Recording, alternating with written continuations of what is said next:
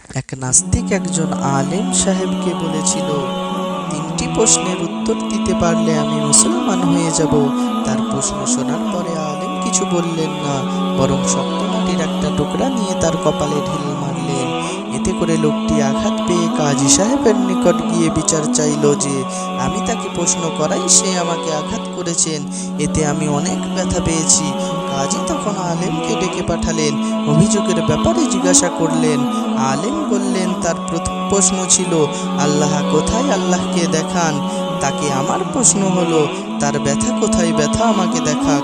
তার দ্বিতীয় প্রশ্ন ছিল আগুনের জাতিকে আল্লাহ আগুন দিয়ে কিভাবে শাস্তি দেবেন, সে মাটির সৃষ্টি হয়ে মাটির আঘাতে ব্যথা পেল কিভাবে।